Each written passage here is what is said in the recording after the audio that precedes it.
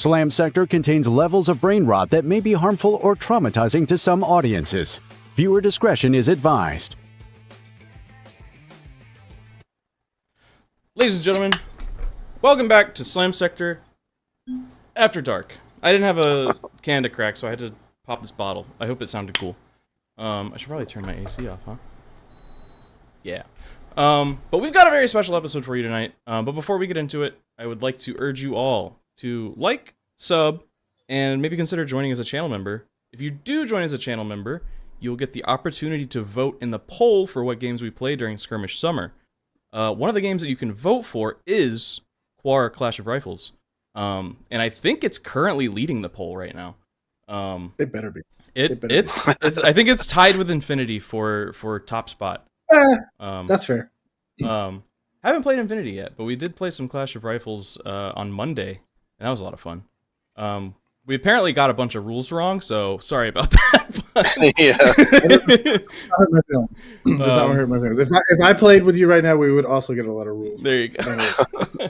Yeah, somebody wrote us like a dissertation on all the things that we did wrong, but it was very helpful for the next time. A very helpful dissertation. Yeah. Helpful. Okay. As long as it was helpful. It was nice. It was well intentioned. Very polite. Yeah.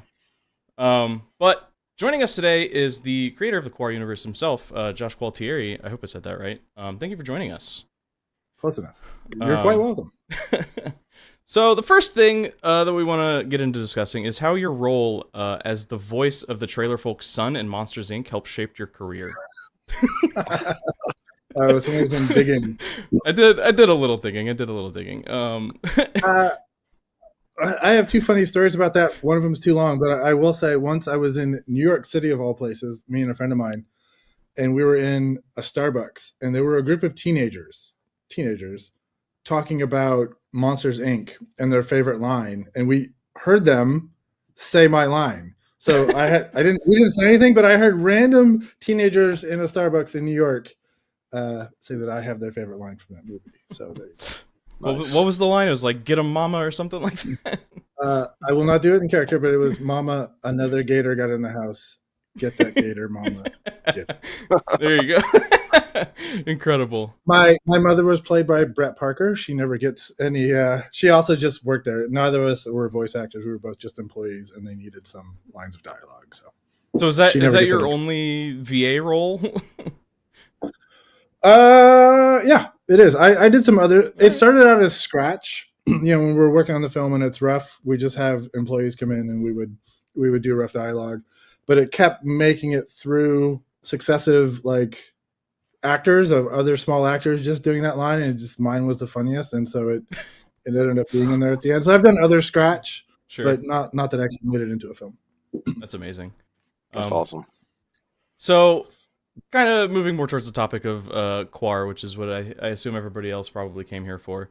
For anybody who isn't familiar with Quar, how would you kind of succinctly describe it to them? It is cute critters doing terrible things to each other. There you go. Yeah. Grimsical. Grimsical. Yeah. Grim meets Whimsical. Anteaters with World War I technology. Yeah. Every once in a while, I'll post some miniatures that I'm working on in somebody's Discord, and they're like, "Are those anteaters?" And I'm like, "Yes. Let me introduce you to a world where anteaters commit war crimes." Yeah. So kind of starting at the beginning, when did you kind of first conceive of the Quar universe, and what did that look like? Sure. My best recollection is I started drawing them when I was around 8. I did a lot of drawing when I was a kid. But they were more sci-fi back then. They had spaceships and laser rifles and hover tanks. And I would draw them fighting World War II Germans or stormtroopers or Romans or any other kind of monster. They fought the Jawas actually quite often in my old art. Really? Yeah, so that was. I used to draw them as a kid. There are a couple other. I mean, I've told this story before, but people appreciate this story. Originally, they were not called Quar. They were called hookers. Because at 8 years old, you don't know what that word means. And there was a TV show with William Shatner called T.J. Hooker, and I used to watch it as a Oh, kid. yeah. I thought hooker was a really cool word. And my mom said to me once, "Hey, you're drawing those all the time. What are those?" And I was like, "Those are hookers." You probably want to call them something else, and I don't remember the exchange, but I ended up calling them Quar, which is just QU from my last name, and then War, so it became Quar instead of hookers. Amazing. So, Nice. so what are the chances that we get like a Quar sci-fi universe at some point? I don't know. People have asked that. My inclination is if I changed or if I added a time period, I'd probably go back in time. Oh, okay. I'd go to. Okay. I mean, they're already kind of Napoleonic in a way, a lot of the uniforms and stuff. Yeah.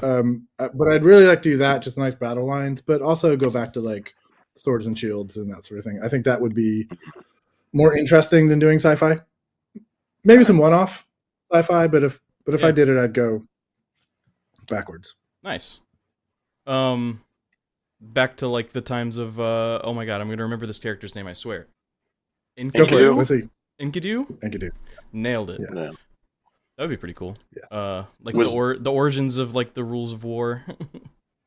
Yeah, totally. Something back to that because that's kind of an interesting time period. Sorry, Ryan, I stepped on you. Oh, no, it's all good. There's like a little bit of a delay, and it happens. Was he inspired by like ancient Babylonian myth? The figure Enkidu, that? Yeah, a little bit. There's a bunch of stuff that it's influenced me over the years, and then he's kind of a Genghis Khan meets Alexander the Great kind of figure. But yeah, Right. pulled from like the Babylonian myths and all that. Yeah, I know. For- When we like first discovered Quar, I think it was maybe Sean. We were all just like hanging out in Discord, and he's like, "Hey, look at these little guys." I was like, "Oh, those are kind of cute. Maybe this would be a fun game to play on the channel at some point." So I like did a little digging, found rifler.com, and then we sat in Discord till like 3 a.m. just like scrolling through Western Iron and stuff, just like, "Oh, did you guys see this thing?" Yeah. Yeah, it was the depth of detail and sort of like just lore building is very impressive, I think. Yeah. I appreciate that. I'll tell you a little bit about Enkidu's origins. Oh, In sure. that, when people would encounter the Quar, before we had rules, it was on the forums, and I don't think they were on Facebook then. I don't think we really had a Facebook group. It was mostly on forums, and they would write up these just horrific stories of like Quar castrating each other on the beach after a land, just like, oh my, like what, like that is not what this is. Where are you guys going with that? And so, and everybody always wants a flamethrower and a bunch of other stuff. And so early on, we kind of came up with the fact that there's laws of war that have been passed down. So it was sort of a reaction to people went totally grim with it. I'm like, how are you looking at these and getting that? And so that's sort of the origin of Enkidu. We needed somebody to sort of set the tone of what we were trying to do. Right. That makes a lot of sense. It's rules for war, but also rules for the forums. Like, hey, chill out, guys. Yeah.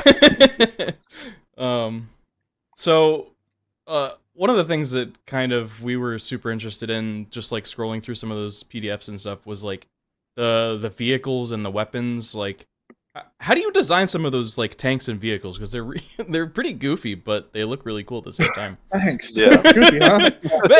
They are. I don't know.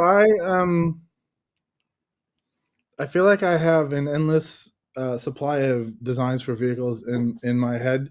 Oftentimes it's stuff around me. Like a lot of them are obviously construction vehicles that I've sort of modified, which kind of fits with maybe how the Quar developed their tractors instead of tanks.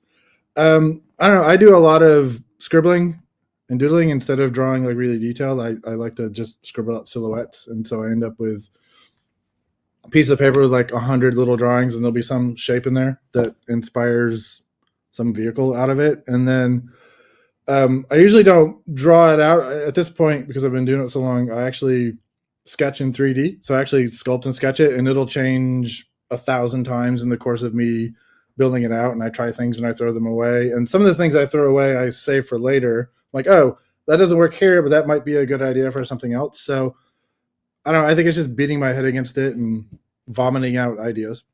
Interesting. When you say you sketch in 3D, do you mean like you're building it like live inside of a 3D modeling program? Yeah, exactly. Okay, Yeah, nice. so it's quicker for me. Like I could draw it and then try it. For me, so I've been a 3D modeler for 30 years. And something drawn on a page doesn't always translate into 3D. Like you get in there and it doesn't work or doesn't make sense. And so I've just started, like, I'm just going to go, I've got the idea. I'm just going to go straight into 3D. So that I'm working out all the shapes and how they relate to each other. And the silhouette of the vehicle is always important.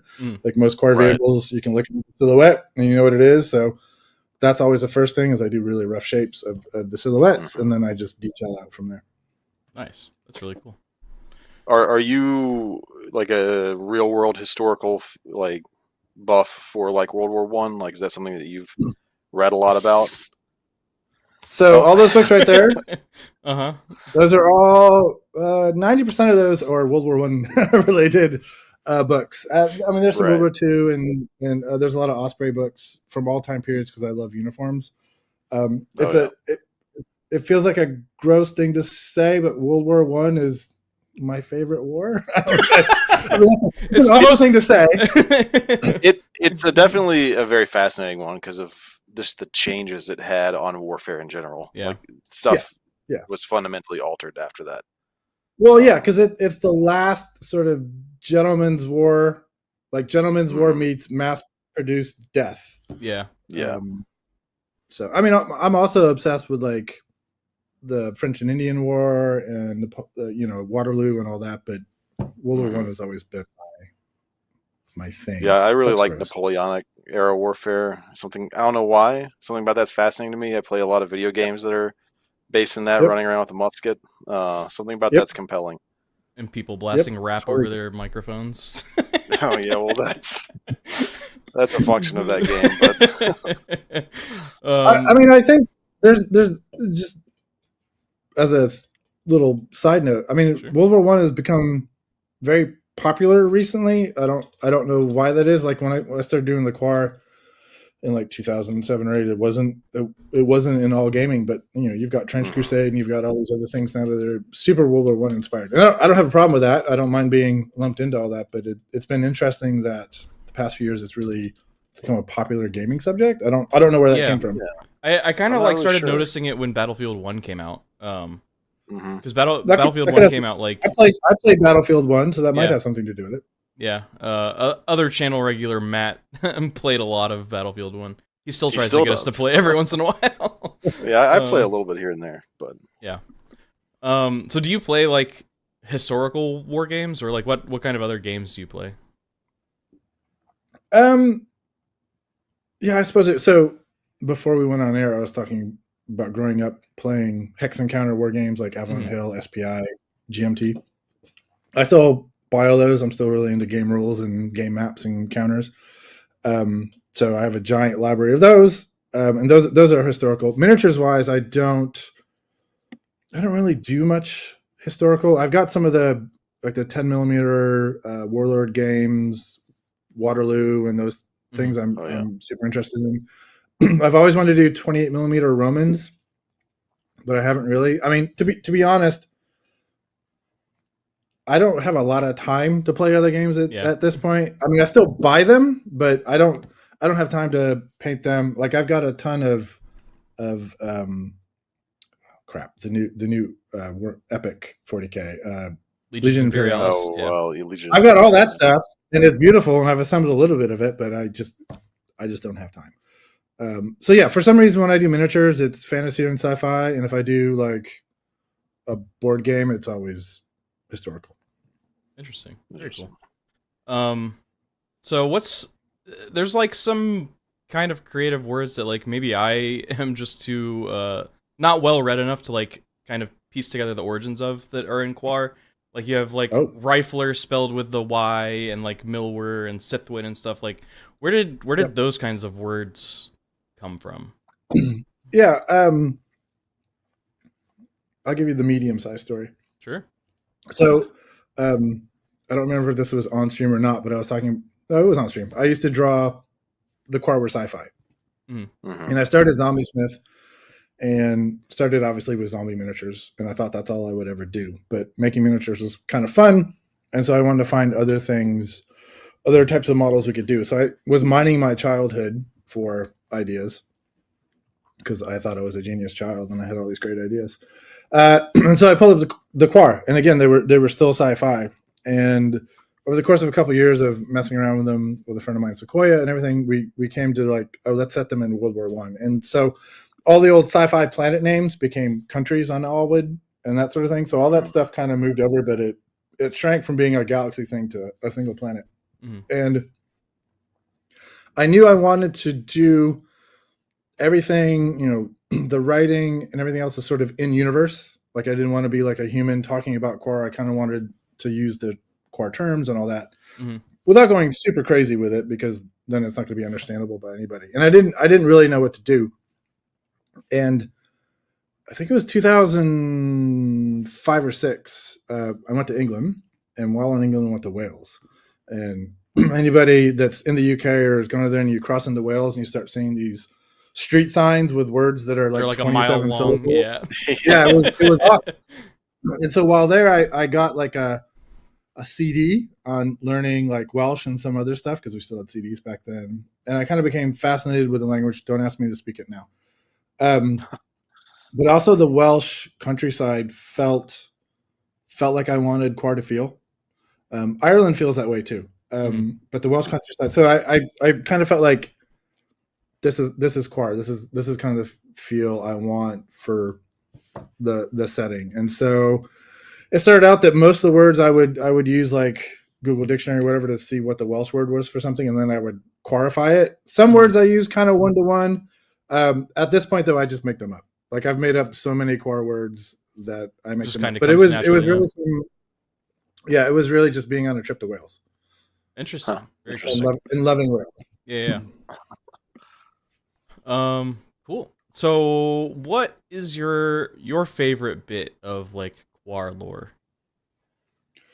Favorite bit of Quar lore? I will say something that a lot of other people say that I actually can't take credit for, and that is the letters back and forth in this Quar War.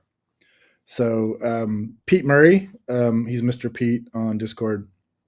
I met him early on when I was doing the Quar.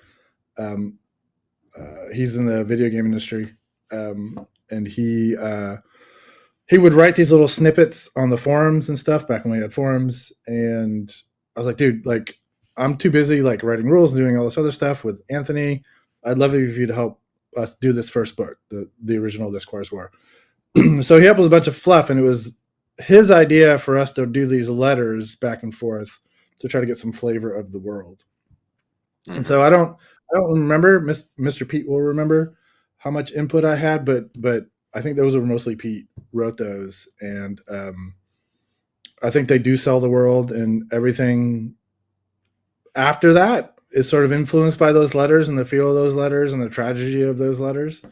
So I think that's my favorite bit. So Pete set the tone really well early on, and I've been trying to keep it all the way through. Nice. Yeah. Anything else, and I'm just sucking up to myself. Anything else, I'm like, well, this little bit I really do. That's just, well, I mean, I might feel that way, but I can't act like that in front of an audience. I mean, I don't know. You create a bunch of things. Like one of those things that you created is going to be your favorite, you know? Yeah, I know. But it really is. It really is the letters, because I've been trying to capture. You know, it's hard when you do a game that's little characters machine gunning each other to death to try to get some of that whimsy mixed with the tragedy. It's just tough when it's just rules. So we were working on getting fluff in there, and I like Osprey books. I mean, I think I showed you earlier. Like there's that whole middle shelf is Osprey books, and that's all of them. And so all the books have looked like Osprey books on purpose because of that. And the rules kind of felt that way. And I was like, we need some of the flavor in here. And so I was super happy that Pete caught that and showed me how to catch it. Nice. Yeah, it's a really cool thing to have in like a war setting, especially like a World War I war setting. So kind of like talking about the video game industry a little bit, were you involved in like the Battle at Gate 18 game at all? Yeah. Yeah. So, I mean, you alluded to Pixar. So I was at Pixar for about 20 years making movies, and I was tired of it. And I really wanted to make games. So me and a couple friends left Pixar and started Steel Wool, which now does all the Five Nights at Freddy's games. So yeah, so when I first left Pixar, it was just me, and then some former students, and then a couple of my fellow Pixar folks left as we staffed up, and we were doing mobile games, and then the Vive came out, VR, and we were approached like, hey, we would love for you to make a VR game for launch for Vive, because we're trying to get some titles on there. And we were trying to figure out something we could do in 6 months. And I already had some of the video game assets for Quar, because we had been just goofing around with it in the background. Mm-hmm. And so we took 6 months. Nobody had done an RTS or anything like that, or a turn-based game in VR yet. So we were making it up as we went along, and the hardware sucked and the tools sucked. And so I know a lot of people are discovering it now, and it holds up, but I still feel a little, it's more than 10 years old now. And it's a little clunky, because we were developing it on unreleased hardware. Yeah. And then the hardware came out, and it got better over time, but we had already released the game. I mean, like any other thing. So yeah, it's all based real. I was, I guess you want to call it the game director, art director, and the gameplay designer and all that. And then there was a team doing all the modeling and all that stuff. So yeah, I was involved from start to finish. So it is canon and officially Quar. Nice. That's really cool. Have you thought about like doing more Quar video games at some point? I have. I mean, I've been toying with one in the background just on my own. And maybe I do it again one day. I mean, I left the video game industry. It was fine. It was just, there were lots of other things I wanted to do. I mean, anybody asking me for the past couple of decades what I wanted to be when I grew up, even when I was 30, I want to make models and miniatures. And so now I'm making models and miniatures full time. And so there's still a little bit of me that would like to be doing movies and video games, but it's not, this right now is the thing I want to be doing. Yeah. Right. Nice. Very cool. How long have you been like full time doing miniature stuff? Well, maybe 2 years. Okay. I mean, it really once the I mean, I've been making miniatures since 2001 or 2. Sure. Right. But once the hard plastics came out, or I was working on the hard plastics, is when I kind of decided I was going to start moving that way and building it up slowly. I had a little bit of time. Let me just start building it, because a lot of the businesses died during COVID, and so I had a hard time during COVID, and I said and then it was just me for a while, and now I've got Anthony back on board and some other stuff. So it kind of languished during COVID, so I was trying to build it back up, and then the hard plastics came out, and just kind of went viral and took off, and so it made this being my full-time job that much easier. But now it's like a full-time and a half, maybe a full-time and a third job, but I'm working that out. I've got a lot of help now, and so that's making it easier. I'm not doing everything. Nice. Right. I guess one thing I was curious about, like Wargames Atlantic is a company that I've been looking at their stuff for a while. I have several other kits. Did they like reach out to you and say like, hey, we would like to produce this, or was that something that you pursued as like a tabletop game developer? I'm pretty sure Hudson reached out to me. I mean, I knew about Wargames Atlantic, and I'd always wanted to make the hard plastic Quar, and so I thought I would maybe kickstart it one day, like figure out who to work with and what it would cost. I did some looking over the years. Thought about getting my own injection plastic machine and all that, and then Hudson reached out to me. I was like, yeah, let's do it. The thing I don't know is I don't know how to sculpt for hard plastic, so I'm going to have to learn. And so they were very helpful. I threw some models over the fence, like, do these work? And they would toss them back. I'm like, no, they don't, but here's how to fix it. And so I'm not perfect at it now. I've sculpted like 12 or 15 hard plastic sets now. I'm a little better. I'm still not perfect, but luckily he's got a whole team that can clean them up. But yeah, I'm pretty sure Hudson came to me first and asked me if I was interested. Nice. And I said, That's of course. You guys are putting out. Yeah, they seem like a really company? plastic kits now, right? Like, uh, it's like one a month or something like that. Yes to both of you. I'll say first to Jordan. Yeah, so it's been 2 a month the past 2 months. It'll probably be 2 a month. It'll probably be 2 next month, and 1 the month after. But it might be a big one. And if it's not a big one, then the big one will be in August. And then the plan is to try to do 2 a month at least through the end of the year. Wow. And Awesome. so we'll see what happens. And I'll say to Ryan, they're a cool company. What I like about them is they're doing things that most small companies can't, but they are a small company, like churning out these models and getting them all over the world. And they're all remote. Like, Hudson's I think he's in Rhode Island. And like Charlie, who's their COO, is in the UK, and their sales team's in the UK, and Really? their casting is in Florida, and they ship from Georgia. Like they're totally a small company as well. And so I like the small team aspect of it, and so that's pretty cool. If I was working with somebody bigger, I'm still just a small cog in what they're doing. They're doing a ton of stuff, but Yeah. but I like it. Yeah, so it's a lot of fun. Nice. And we can wing it. We can just make things up as we go. Yeah. Which I'm terrible at, and it turns out so is Charlie. Like I've always got a new idea that shovels the other ideas around, but Charlie also and Hudson also have new ideas that move everything around, and luckily it doesn't seem to piss anybody off yet. So I'm sure they'll let me know when it does.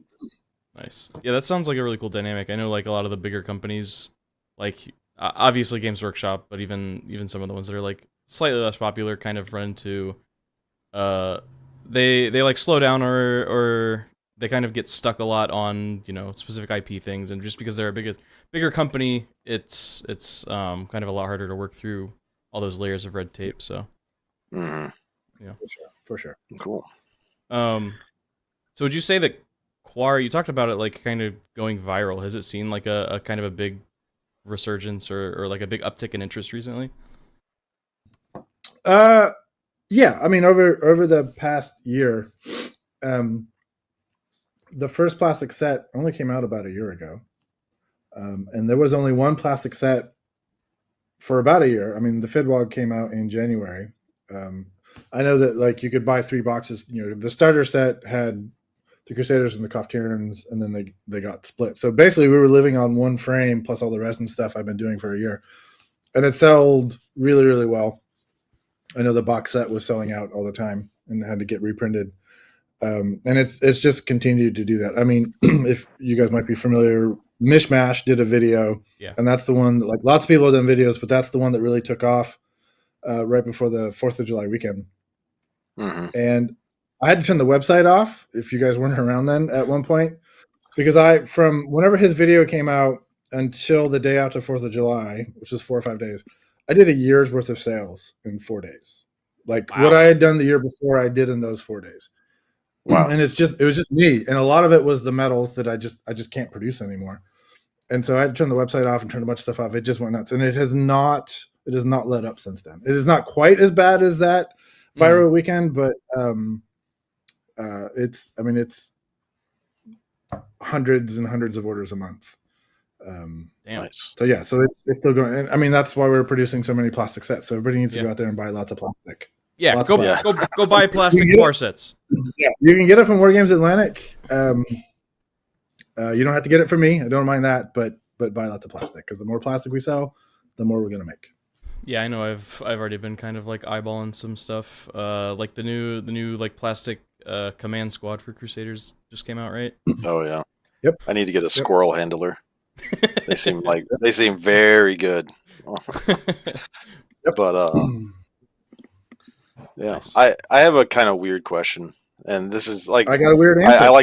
I like to world build myself. I have like a lot of things I just write on in my free time, and I think about things like cuisine a lot because I like to cook, and so I'm curious about Quar cuisine. We know they like bugs, but do they eat other things? Like, do they mix in like grains and other? Yep, they're omnivores vegetables? for sure. Okay. Fruits, vegetables, breads. They eat a little bit of meat.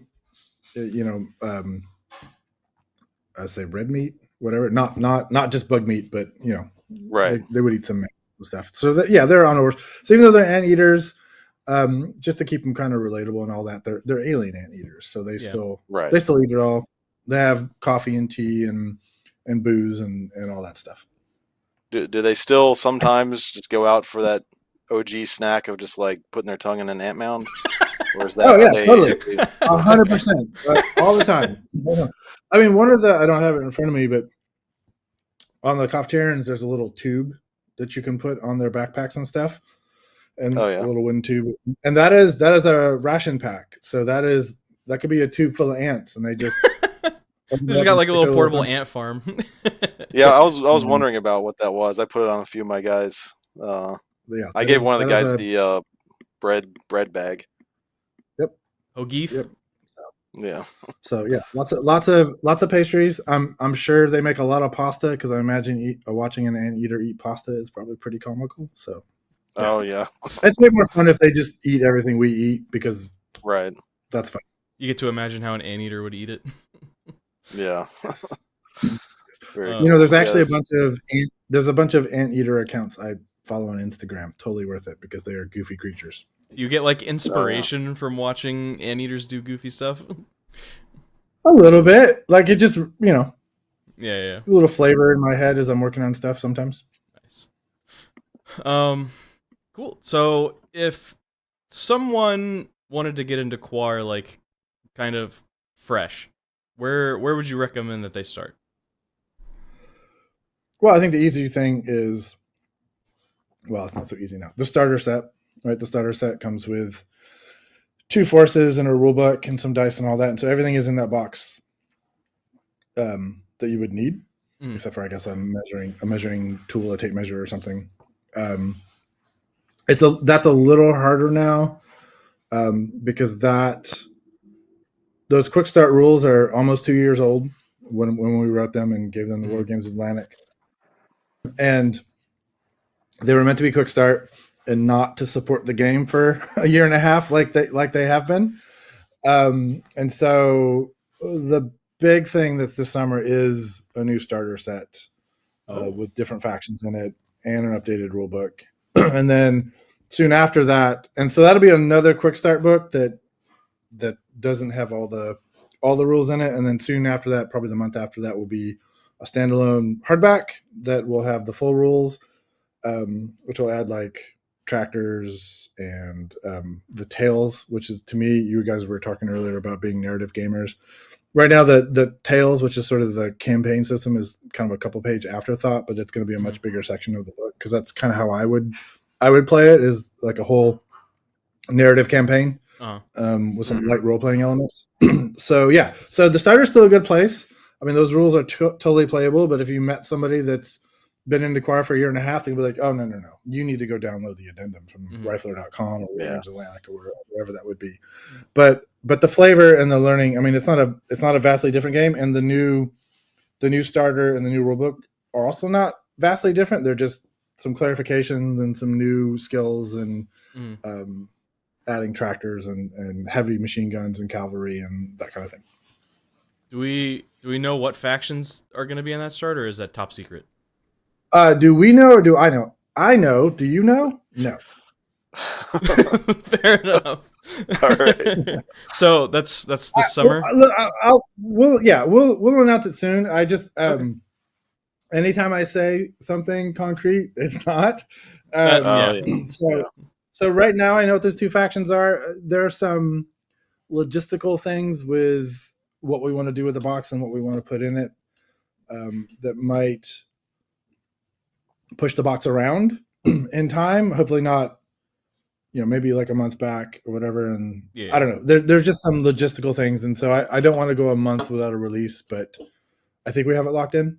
Nice. And once we do, I do want to talk about it because people should know that yes, we're working on a new starter set, that there are a more full version of the rules, so you don't need the addendum and all that stuff coming out.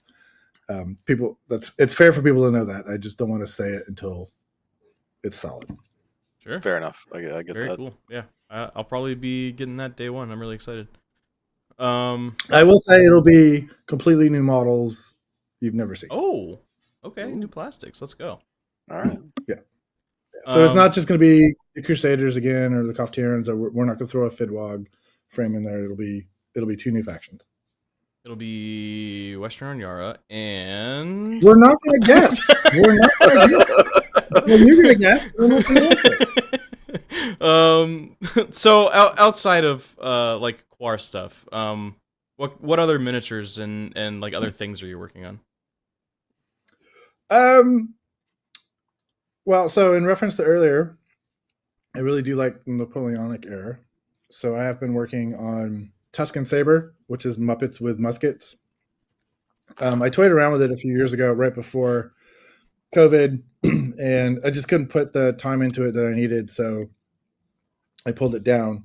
But in the background, I've been working on Tuscan Saber, and it's 6 armies, and I've sculpted about 40 models for each. Nice. And so we've got to figure out what to do with that. The rules are mostly written. I'll probably do it as a combination of, you can either like, here's the PDF and here's STLs, go print it, or you could buy the printed models from Strange Plastic. If you guys don't know what Strange Plastic, my side business, Strange Plastic. Which, if you don't, we should talk about it. Yeah. So I do physical models there and STLs. There's a couple of things I've been working on to make Strange Plastic games. So right now, Strange Plastic, has some of its own models and all that, but we're also working on a couple small skirmish games with brand new models in different universes that will come out through Strange Plastic, just so it has its own IP, its own properties coming out of there. So I've been working on that a lot outside of Quar. I can't just work on Quar.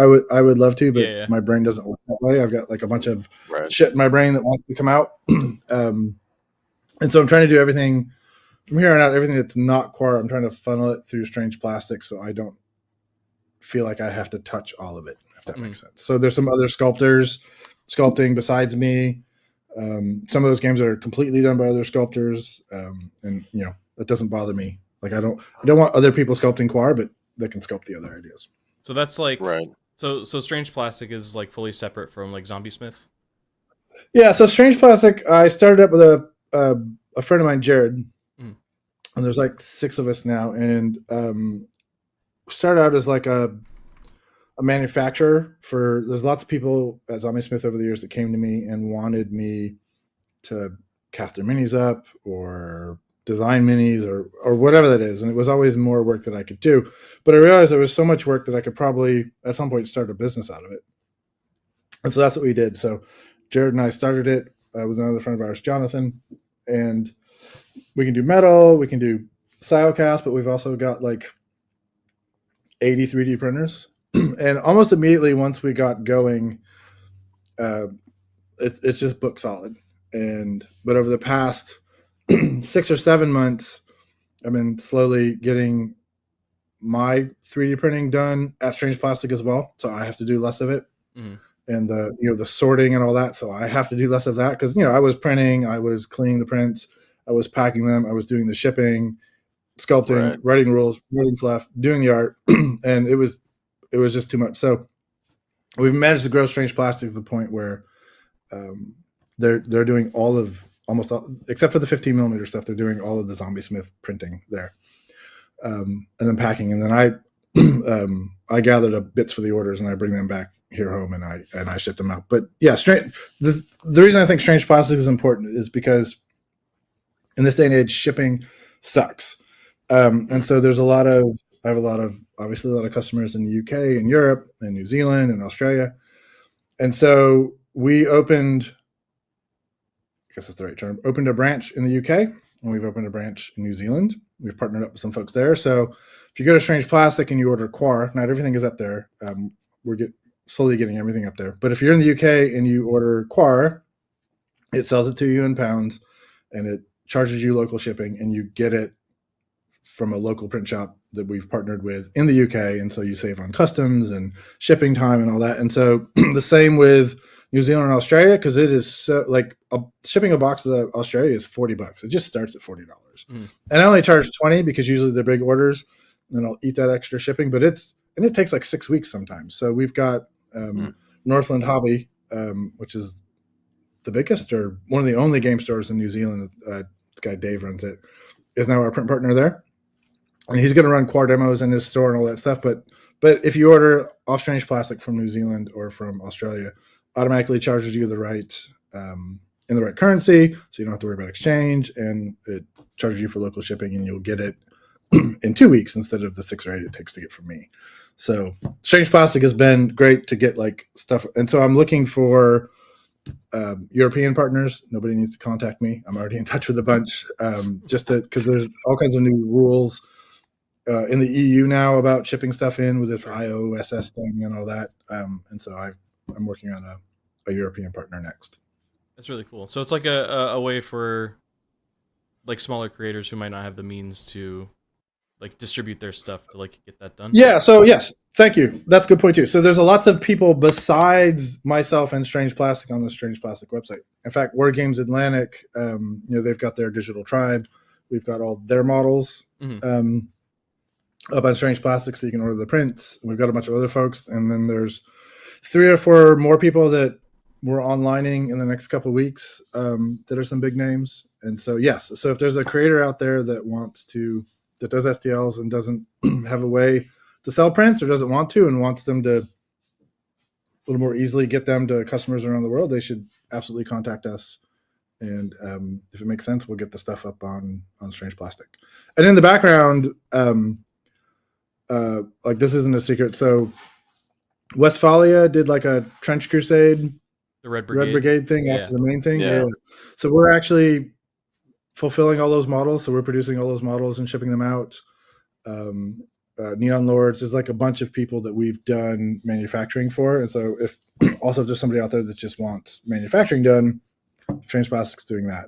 Metal, Cyocast, 3D prints, whatever it might be. Nice. That's awesome. Yeah, I dropped. Thanks for letting me do a commercial. I appreciate the commercial. Totally. No problem. I dropped a link in chat so people can check that out. There's a whole set of bullywugs, is what I'm being told. Yeah, I just saw that. I've been flipping through it. There's a lot of cool stuff on here. Yeah, we're behind on getting new stuff up because we're just so slammed with the Westphalia thing, which is coming up. So there's some more stuff I'm about to get up there. Yeah, I know. Like, very cool. I know like several people that are like looking forward to the Red Brigade stuff. So that's really awesome. Yep, we've been shipping it like mad. Nice. So where's like the best way for people to like follow you or like keep up with Quar releases and like Strange Plastic stuff? Yeah, it's probably Facebook. I know we all hate Facebook, but as like a small business guy, it's that you have to have Facebook at this point. So I'm pretty active on Facebook in the Quar group. Less so on the Zombie Smith page. I should be, but I mean, most people are there for Quar, so they go to the Quar group. And on Discord, I try to do Instagram, and I'm terrible at it. Like I post like once or twice a month. I'm really bad at social media. Yeah, I'm trying to get better about that too. I'm trying to be better about YouTube, but that's hard. It's a lot of work. You guys know it's a lot of work.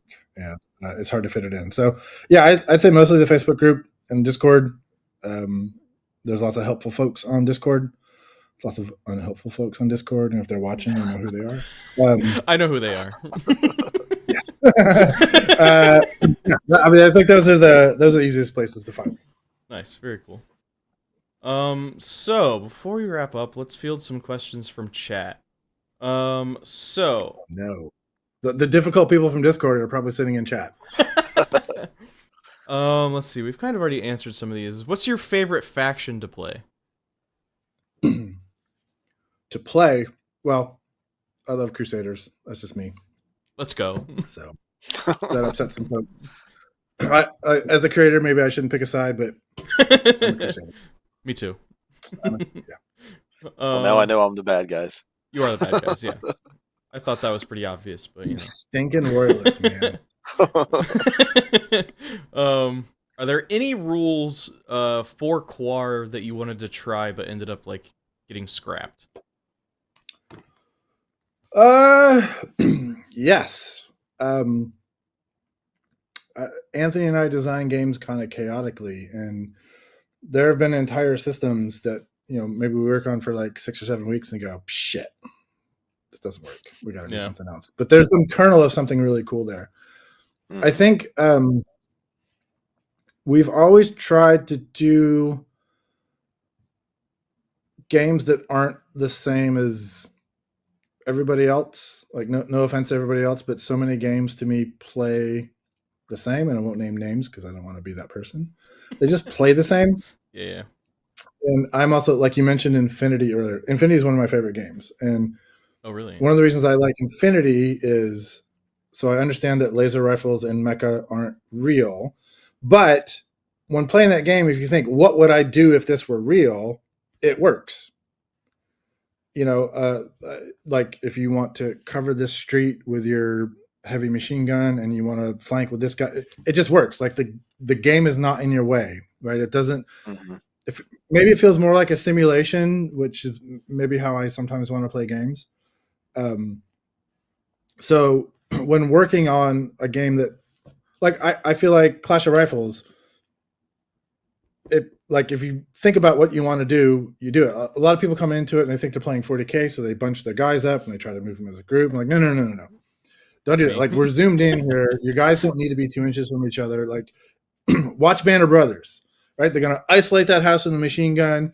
They're going to use cover to get enfilading fire. Like, however nerdy you want to get about it. And so when working on that, there's lots of things we try that just don't work. They're too crunchy. They're too esoteric. They only work for me or whatever it is. So we always try to do something a little different. And then Clash of Rifles is maybe a little crunchy because there's some math in there. But one of my favorite games we've done is Shield Wall, which is Muppet Vikings, if you've seen that. And that's a mass battle fantasy game. Okay. And that came about because Warhammer Fantasy was. I'm way off maybe your question here, but I'm answering it. You're good.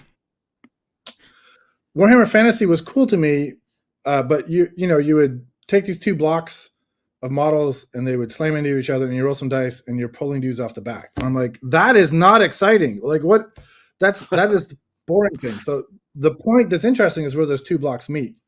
So Shield Wall is about blocks coming together, and then you guys can actually cut into the other line, so your figures start intermingling. So like you put your heroes in the front, and they'll kill a bunch of guys and maybe cut that block in half, and then they're flanking them, and they've got 2 dudes on one. We used to call it lethal Tetris. So sometimes we just have a random idea and we make a game out of that. But anybody who hasn't tried Shield Wall, I would take a look at that. I'm kind of intrigued. That sounds really cool. Yeah, I'm very intrigued by that. It's for free. All of our PDFs are always free for people to go grab. But yeah, that's one of my favorites that we've done. Again, that was not the answer to your question, but that was my answer to your question. It was a great answer. That was perfect. Yeah, the machine gun, holding down a position kind of like gave me PTSD flashbacks to Monday. Oh yeah, I did. I put a machine gun in cover and he kept charging it and I just kept mowing people down. I just kept throwing dudes into the meat grinder so I could flank behind him. Yeah, that could work. It works. Again, well, there you go. But you got a lot of them killed. There might have been a better way to do it. But that's my point. Like, you want to try something like in real life. Yeah, that was costly. If you charged a machine gun in real life, it would be costly. Yeah. So. Yeah. Really cool. I like what you said about not letting the rules get in the way of the game. I think that's a very a good thing to try to achieve. All right, let's see. Do you have an ETA for decals? Do I have a what? An ETA for decals. So that's actually on me at this point. So Wargames Atlantic found a manufacturer, and the first thing they ran through were some Barons War shield decals. I don't know if you've seen those on the Wargames Atlantic site. So they got the system down. The decals are great, and now it's back on me to actually finish up the decals. So the first hard plastic tractors are coming out. That's probably the June release, is the Qualtieri tractor and the Crusader tractor. So my goal, I just finished the instruction sheets for those this week. My goal is to try to do decals in the next few days, actually, to see if we can make it into those kits. And if we can't make it into those kits, then there'll be like a product for sale, through Wargames Atlantic or through me, like a pack of decals. Mm-hmm. So yes, I am behind now. I was blaming Wargames Atlantic for the longest time, and now it's actually my fucking fault. So I got too much to do. It sounds like it. You got a lot going on. Yeah, it sounds like you're very busy. I am. All right, let's feel sorry for me. I feel sorry for you. Don't worry. I guess I'll jump in with a question. Yeah. Being as busy as you are and like a creative, like, do you have any tricks to like sort of keep that energy going? Yeah, I can't. So I can't do any one thing for too long. So my typical workday is I try to divide it into hours. Like, for this hour, I'm going to do this, and for this hour, I'm going to do that. It doesn't always work, but like I try to just, okay, I need to know I'm doing that today, but I've got to do these 3 other things. And so what ends up happening is, like, creatively, if we're not talking about I have to ship things or whatever, is I use a lot of Maya, which is a 3D app, and ZBrush. And I have like 3 instances of Maya up and only 1 instance of ZBrush. And so over the course of the day, I will probably work on 3 or more different models, and maybe I only get them like another 10% of the way there, but I bounce between them all day long until they get to a certain point, and then I'll pull them into ZBrush and finish them up with precise details and all the other stuff and get them ready to print. But yeah, I do like 10% of 10 different things per day creatively, which means, because they're staggered, I'll finish 3 or 4 things per day, like just the way they fall out. But also, as we mentioned earlier, I can't be doing Quar all the time. So there's always some models in the background that I'm working on for Tuscan Saber or some other project I can't mention, or some stuff we're working on for Strange Plastic. So that's also how I do it. Like I'm happy to sit down. I don't get to, but I'd be happy to sit down and just model for 12 hours a day. Yeah. I don't have that luxury, but I'd be happy to do it as long as I'm not just doing like one thing. Yeah. Right. That makes sense. Okay. I used to get one, like my previous life, I would get one model that would take me 3 weeks because it'd be some big elaborate thing. And that used to crush me. Like, I'm working on the same damn thing for 3 weeks. Yeah. So I can't go back to that. And they were not accommodating to me. It's like, can you give me 10 things at once? And it wouldn't work. Yeah. That's kind of how I am with creative stuff. Like, I pretty much always have like a partially finished miniature that I'm working on in front of me while also like doing graphic design stuff, and I'll kind of just like flip back and forth throughout the day. So yeah, that definitely helps prevent burnout for me.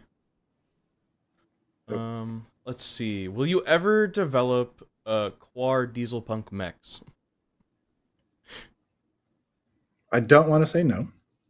I've tried, despite the ridiculous looking vehicles, I've tried to keep everything sort of grounded in reality. Yeah. Like, there's no super science or anything like that. The only thing I have played with, but nobody sees that, is the air density on Awid. And the only reason I've done that is so we can get more elaborate airships. Like the limiting factor on airships here on Earth of how much weight they can carry and all that is our air density.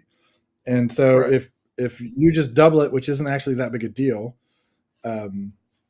it would be for us, but not for like life. Like, double the air density is fine. Mm-hmm. Then you literally double the weight you can carry with the right amount of hydrogen or helium. So some of the airships will seem a little outlandish when they're fully revealed, but actually, no, it's on the shelf over there. I've got strangely a bunch of books on Zeppelin physics. So in the math behind them, and not that I'm trying to be precise, but I do want them, like, I've had some chats on Facebook that when they do come out, people are like, well, I don't know. I'm like, well, let me explain to you why. I've done the math. Yeah. I have done some of the math. Go ahead. You were going to say something? That's cool that you put so much thought into it. I want it to work. I want it to be plausible. Most of the weapons you could build, and they might be a little weird, and they might not be the best operating rifle or whatever, but they would work. And that's one of the other things I try to do is, we have, the M1 Abrams, and we've had 100 tank models since then. And every one of them had something wrong with it. And that's why we have the next model. Some of them, they just aged out, but also some of them had flaws. Yeah. So I try to make sure that no vehicle or rifle or whatever it might be is like a super weapon. They all have to have something that just is kind of like, oh, why does that stat suck? Well, because that's real life. Yeah. Right. And so to bring this back, diesel punk mecha are cool, but right now they don't fit. Doesn't mean I wouldn't do them as a one-off or a play, a what if thing on like the tribe. But Quar won't have mechs. Understandable. Nice. That's really cool. Yeah, I kind of like that it's got some, like, at least some basis in reality. I think that kind of adds to a lot of the charm of the game. Mm-hmm. Thanks. Let's see. Any advice for novice game designers, lore writers, or 3D sculptors? Well, the thing they would all have in common is, I think you have to do it and you have to share it. I think there's a lot of, and you don't have to share it wide. I'm not saying you have to put it on Instagram, but you should probably share it in your circle. I think there's a lot of game design that happens sort of solo, and it's the greatest thing ever to you, and then you put it in front of people and they're like, this doesn't work at all. And also not be afraid to get it out there early and to fail. Like, failure is the only way you learn. Like, if everything you put out is great, you haven't learned anything. Like, you just put out, happens to be great. But if you put it out there and you get feedback and it fails and it breaks, that adds up, and you start learning things, and you learn why things work and why things don't work. Other than that, you're just lucky, and eventually you won't be, and you won't know how to fix it. So I think there's a lot of people that 3D sculpt or write rules or do art that are a little too precious about it and try to get it perfect before they show it to somebody, and it never will be. So I don't know. I mean, that was game designers and 3D models. I mean, that's all very different, but they are creative. And the thing I would tell any creative is put it in front of people, and don't be afraid of feedback. If it's constructive, take it for what it is, because everybody's got different opinions. It's not a personal thing. But also share it early. Like, don't wait. Yeah, that's like definitely something that I've had to learn. This is not in fact, this is a reverse invitation. I've had a lot of people on Discord and elsewhere sending me images of the 3D models, and actually for a while taught at an art school. So like, I know how to critique a model, but like, I can't do it anymore. A lot of He's a busy man. He's a busy man. I am a busy man, but that is the right idea. Like, if you find somebody out there who's doing the thing you want to do, all they could do is say no. They don't have time to help you. Yeah. Right. And so, reach out to people. Nice. Yeah, seeing your Quar project and everything you've done with it, for me, like I have a lot of stuff that I've kept it too precious, I guess, over the years. I've kept it close to my chest for whatever reason. It's kind of inspired me to like just start putting it out there, like on a website or something, and just share it and see what people say about it. Yeah, I totally think you should. I mean, you could be holding it because you're, embarrassed is not the right word, but you're a little worried about how people will feel about it. I don't know if it's that or whatever it is, but again, like, that's not personal, right? We've all got our opinions. You should definitely put it out there. I mean, I mean, this is obvious, but every game, every book, everything you've seen started out just like it has with you, stuck in your head, and people got it out, and some of it went somewhere and some of it didn't, and you don't know until you try. So there's no reason to hold on to it. Yeah, I know I definitely kind of like get in my head sometimes, like, oh, this thing sucks, there's no reason for me to show it to people, but like more recently I've kind of been like, well, let me just send it to somebody and see if they have the same thoughts.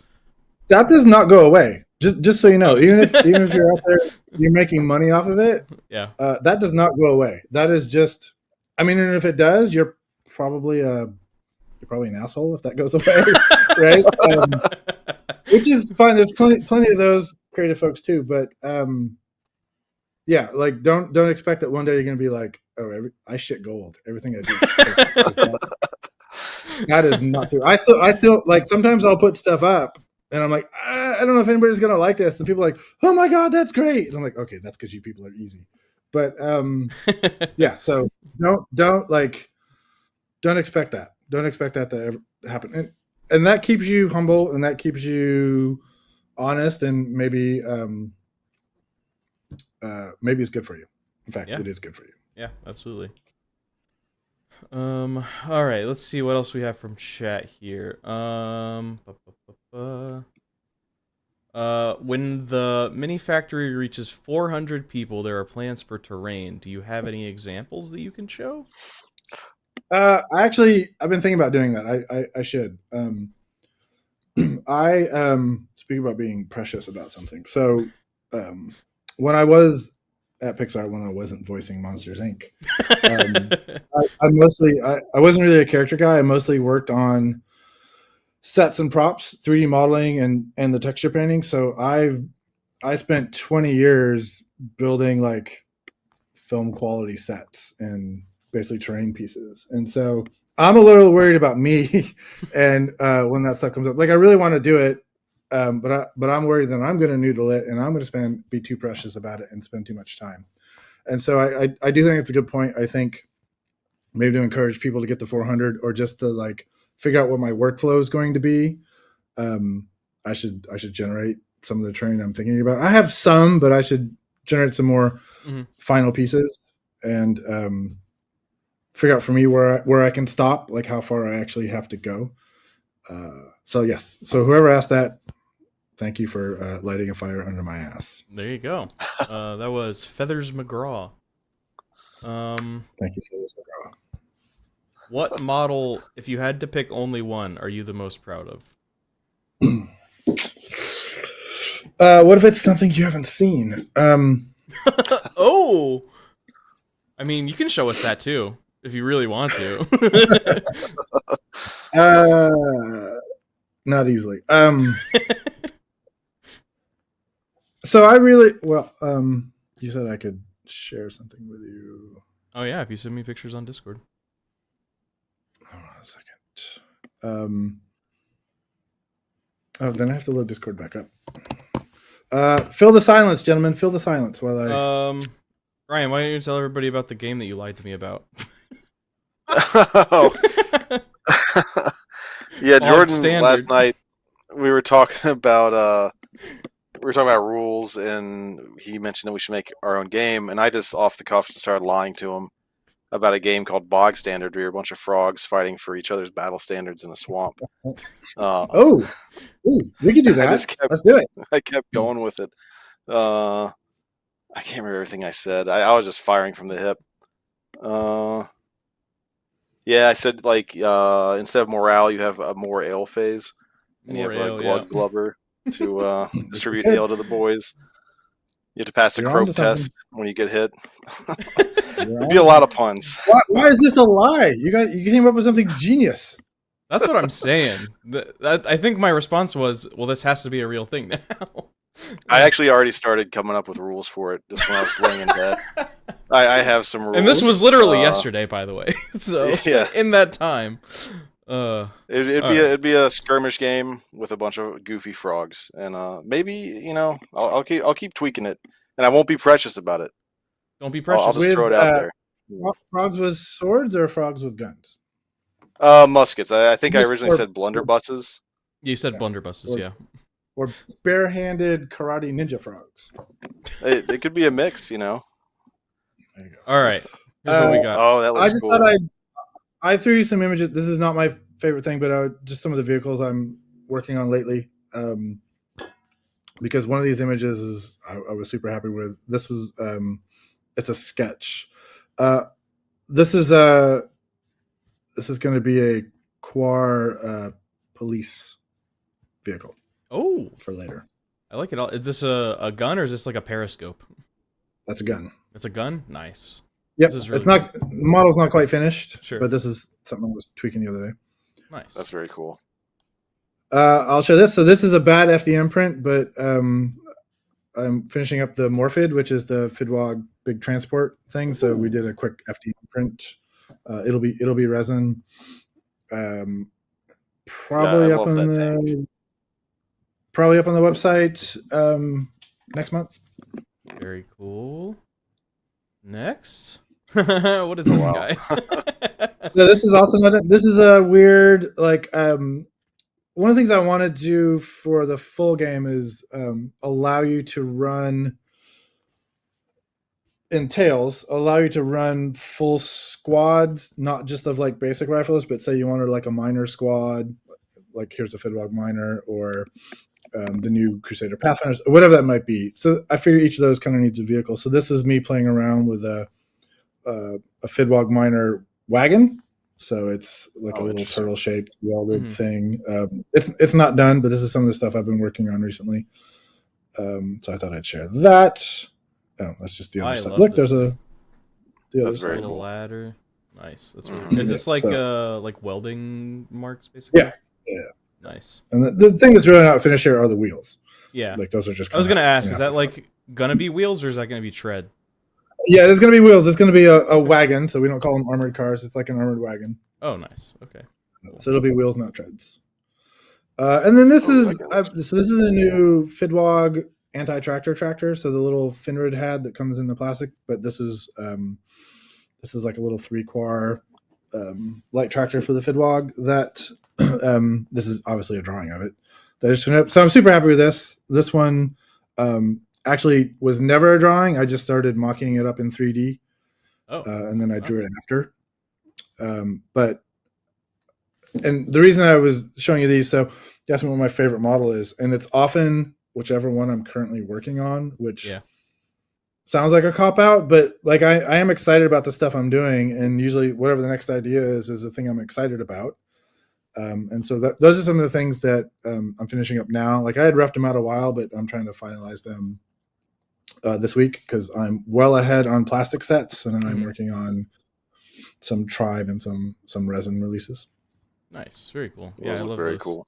Yeah, I'm a big fan of like the vehicles and stuff in this setting. They're really really cool looking. Yeah, even if they are a little goofy, they're very cool. I guess I prefer Grimsical. Grimsical, okay. Goofy is the wrong word. Grimsical is the right word. Yeah. You can call him Goofy. I don't mind. You mentioned airships. Are there ever going to be like airplanes in Quar for like the tabletop? Yes, there game. Yes, for sure.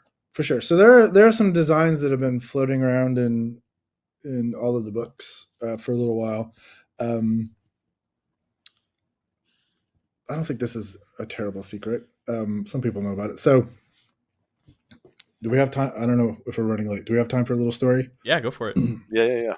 Because I'll explain some of the current releases because people are like, what are these command team things? Even though they're cool. Like I think they're great and they're needed models, but I spent last fall with like Anthony and some of the other folks thinking that the next thing we were going to release is a revised Discourse War, like a new set of mass battle for 28 millimeter. And so there's a whole bunch of sets that I sculpted up, like because in the mass battle you need the command teams and you need a lot of the specialists and all that. Yeah. Thinking we were going to do mass battle this summer, and so instead of like a new starter, like we were going to do like the skirmish book is sort of a one-off in between there, but really work towards a mass battle game, and not to be mercenary about it, but because a mass battle game you need more models, and we're in business and we got to keep going. And so doing a mass battle game alongside the skirmish game helps for people that have bought a lot of models, because there are people that have bought a lot of models and they only need 10 at a time. What do they do with the other 200? So we're working on the mass battle game. And so, but then after Christmas, Charlie, who's like the chief operating officer of Wargames Atlantic and head of sales, said, "You're going to hate me, but what if we did like the full rule book for the skirmish and we delay the mass battle?" And I thought that was fine. It totally made sense. And so, but there were already some things in the pipeline. Like we would have done Command anyway. Like they're great models and people love them, but probably would have shuffled the thing around a little bit. So the next few months of releases are more geared towards the skirmish. And then near the end of the year, they'll ramp back up towards, and I realize you asked me about airplanes, but at the end of the year, they're going to ramp back up towards something that's going to feel mass battle, because the plan, and I don't think I'm getting ahead of myself here, is to try to release a new version of the mass battle rules around this time next year. We're already well on the way. We got quite a bit of the ways through the playtesting of it. There's been a lot of people still playtesting it. We just had to put it aside to finish the skirmish rulebook. So that's the hope, is that there'll be the full skirmish rulebook this summer, and then this time next year the mass battle. And so around that mass battle time is the right time to add aircraft. Maybe not airships because those are too big, but little 1 or 2 core. I call them kites. I can't Kites and remember crates. the name. Yeah.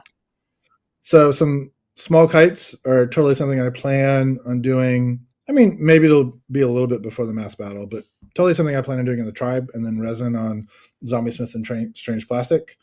Because in the original mass battle rules, we did have rules for aircraft, and we've put them back in this version of the mass battles and tweaked them a little bit. So 100% probably this time next year there'll be some STL files and some resin versions of some of the aircraft that you can use in mass battle or whatever you want to do with it. The airships, awesome. I would love to do. Maybe there's some smaller ones we could do, and maybe there's some creative ideas around airships that I could get to later. Nice. That'll be really cool. Yeah, we'll have to. You ask about airplanes and you get like, yeah, we get so much more than we asked for. Let's go. I love it. Yeah, I would definitely have to check out the mass battle game when that full release happens. The skirmish first. A good way to ramp up, is what I was going to say. Sorry. Yes, for sure. There's a little delay here. We always used to do the mass battle and then the skirmish. So like I was mentioning Shield Wall earlier, we did that. That's mass battle. You need 60 or 80 figures, but then afterwards we did the skirmish. And we should have started with the skirmish. And so we learned our lesson this time. Nice. All right. One last chat question here. It'll be a good one. Will we get more Glomer's lore or models? Mishmash got me into the game. Yeah. So there was a new Glomer model just this past week in the tribe that will be up on the website soon. Mish and I have been working on the fluff for them, and so there's a whole bunch of that in the background. He's talked a little bit about it in his videos, and I just so he did a bunch of designs for the Glomers, and then I tweaked them just a little bit. He was pretty close to put them in the world, and he's written a bunch of fluff. Mm-hmm. That now it's up on me to take a pass through it to solidify it in the world and get it there. So that should be up, I don't know, in the next few months. We've been working on it, but I would assume that, well, I'm in charge, so I'll say that, there'll be a full faction. They'll get command teams, and they'll probably get another vehicle and some other character models. Right now what I'm doing is, if you go through and you look at all the factions and the vehicles they have, and some have more than others on the tribe and elsewhere, I'm taking a pass at evening all those up. And that's why we just showed a bunch of new Fidwog stuff, because I was on a little bit of a Fidwog thing because they just came out and saw people with those plastics. And the Glomers, there's already some ideas for some other vehicles there that I'll also work on in the next couple months that'll come out on the tribe and then on Zombie Smith and Strange Plastic. Awesome. So that's a faction that Mishmash kind of came up with. Is that kind of what I'm understanding? Yeah, we worked on it together. So he had Mishmash. Last summer I had the video that went viral, and so we were on this nice trajectory, and then Mishmash made it. He made my life hell. So we talked a lot, and working together. He's an affiliate now of Wargames Atlantic, and so I consider him part of the team. Sure. I'm sure he thinks so. We don't get to talk a lot because we're both super, super busy. But he approached me with the idea of he had some ideas and how could they fit in and all that. And so we worked together to come up with the Glomers. Most of it's his idea, and I just tweaked it and obviously sculpted it to fit in the world. So I didn't do exactly. If you've seen some of his drawings, they're not one-to-one. Mm. I forget the question now. But yes, Mish came up with it. I'm super happy with it. He loves it. It's very popular, and so it'll grow with the rest of the factions. It also happened with the Gwent. So the Gwent was a lot of people's favorite faction. That was in the old days in the forum. Christine, who's one of my customers from the UK, she owns 2 real tanks like real life tanks, and she What? drives them around in the field. Like, yeah, it's pretty awesome. So she took some random parts back when the Quar were metal, and she came up with Gwent, and posted a bunch of them on the forums. And so I was like, hey, you mind if I make these a real faction? And so we did. So there's been some back and forth with some folks, which is not, again, sorry, not an invitation for everybody to some of your faction ideas. I get those a lot. I can't do that all the time, and I mean, I feel bad about it, but also I do my best to encourage all of those folks and everybody else to make their own factions. I mean, we were talking about Rogue Trader earlier. That was one of my favorite bits about Rogue Trader is like, do whatever the hell you want. Like if you go back and you read that weird fluff in Rogue Trader, like Eldars and Eldar and Space Marine armor and all kinds of other weird stuff. Yeah.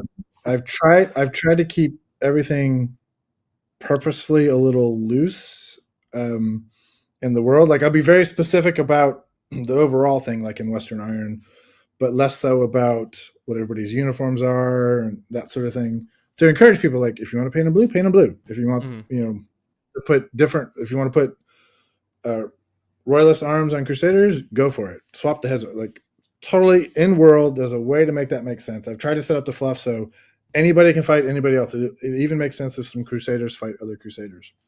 Yeah. So, so I can't make everybody's faction. Sorry, but you can, and you should go for it, and you should post it on Discord and Facebook and everywhere else. And people love when that happens, and I love when that happens. I mean, I got started sculpting and stuff by doing conversions and cutting apart old Games Workshop models and gluing them together. I still do that, and so I mean, yeah, that's what I this encourage is. everybody Like, else. I have multiple like Warhammer armies that are basically fully like kit bashed, so I'm a big proponent of that for sure. Yep.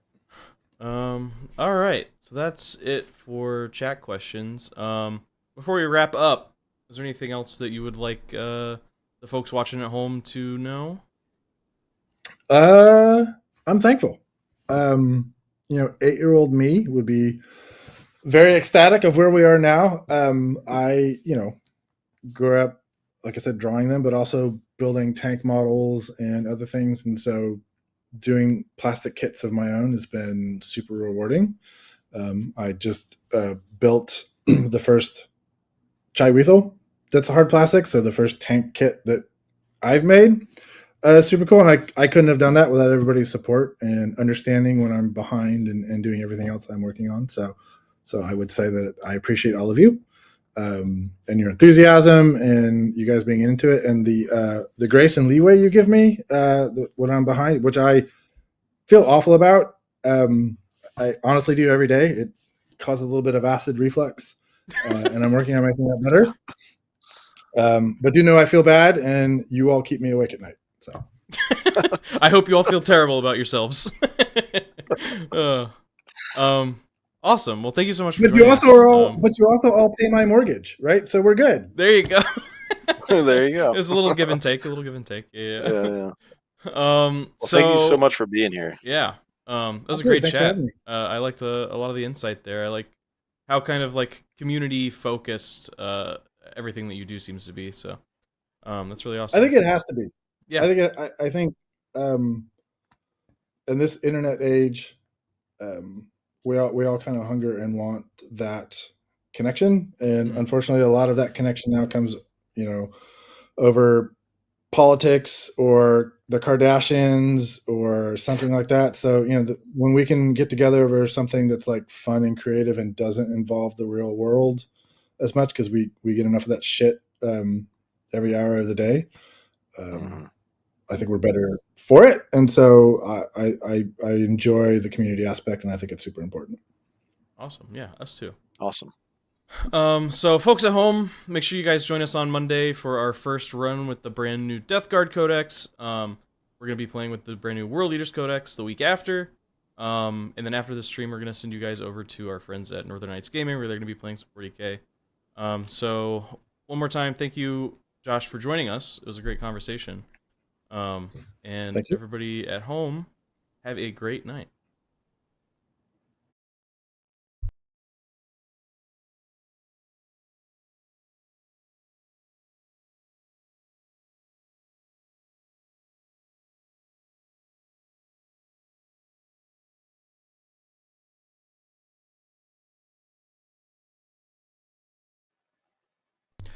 All right.